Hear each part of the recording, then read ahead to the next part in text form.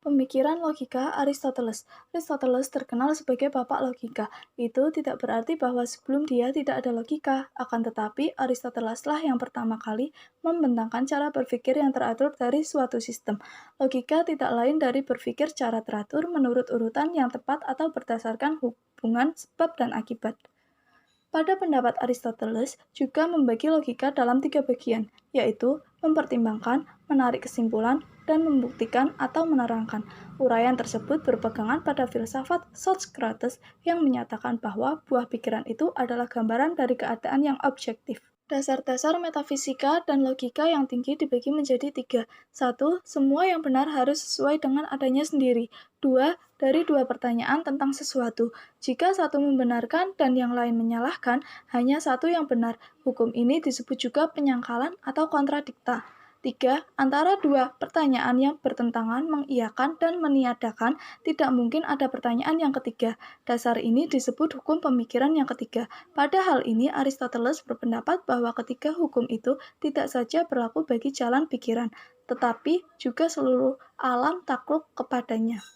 Pemikiran metafisika Aristoteles. Metafisika merupakan bagian filsafat tentang hakikat yang ada di sebalik fisika, hakikat yang bersifat abstrak dan di luar jangkauan pengalaman manusia. Metafisika secara prinsip mengandung konsep kajian tentang sesuatu yang bersifat rohani dan yang tidak dapat diterangkan dengan kaidah penjelasan yang ditemukan dalam ilmu yang lain. Metafisika Aristoteles berpusat pada persoalan barang dan bentuk. Barang ialah materi yang tidak mempunyai bangun, substansi belaka yang menjadi pokok segala-galanya. Bentuk ialah bangunnya, bentuk ikut serta memberikan pertanyaan kepada benda.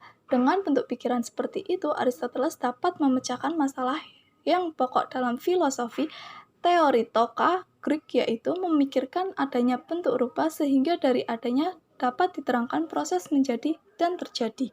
Dipandang dari sudut itu, segala perubahan tak lain dari pembentukan materi, pelaksanaan sesuatunya yang sudah ada dalam kemungkinan dan proses kemungkinan tersebut disebabkan ada yang menggerakkan, yaitu Tuhan. Segala perubahan itu ada 4 sebab pokok. Yang pertama, barang yang memungkinkan terjadi sesuatu atasnya yang disebut sebab barang. Yang kedua, bentuk yang terlaksana di dalam barang. Ketiga, sebab yang datang dari luar, yaitu gerak. Keempat, tujuan yang dituju oleh perubahan dan gerak ini disebut sebab tujuan. Sebab tujuan ini adalah suatu pendirian yang penting dalam keterangan metafisika Aristoteles tentang alam. Menurutnya, segala yang terjadi di alam, baik pada keseluruhannya maupun pada bagian-bagiannya, dikerahkan oleh satu tujuan. Alam ini tidak berbuat dengan tidak bertujuan. Pemikiran etika Aristoteles. Etika sebagai bidang penelitian yang mandiri digagas pertama kali oleh Aristoteles dalam 3 karya besarnya, yaitu Etika Eudemia, Etika Nikomacheia, dan Politik. Aristoteles oleh banyak orang dianggap sebagai pemikir pertama yang mengidentifikasi dan menguraikan etika secara kritis, refleksif, dan argumentatif. Ia juga mengutarakan status ilmu ini serta membahas metode yang sesuai dengan ciri khasnya sehingga ia dipandang pendiri etika sebagai ilmu atau cabang filsafat tersendiri. Poin terpenting dari pemikiran Aristoteles yang terkait dengan konsep Aristoteles bahwa kebahagiaan adalah tujuan akhir manusia, ajaran tentang keutamaan, dan yang terakhir adalah kehidupan yang ideal menurut Aristoteles. Pemikiran negara ideal Aristoteles.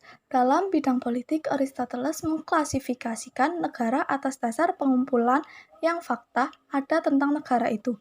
Aristoteles memakai metode induktif atau empiris.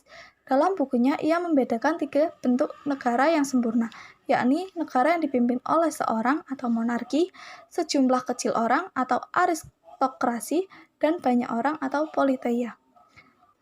Tugas utama suatu negara menurut Aristoteles adalah menyelenggarakan kepentingan umum atau public interest. Pemerintahan di sini merupakan kekuasaan tertinggi dalam negara dan harus berbeda di tangan satu orang, atau sejumlah kecil orang, atau banyak orang.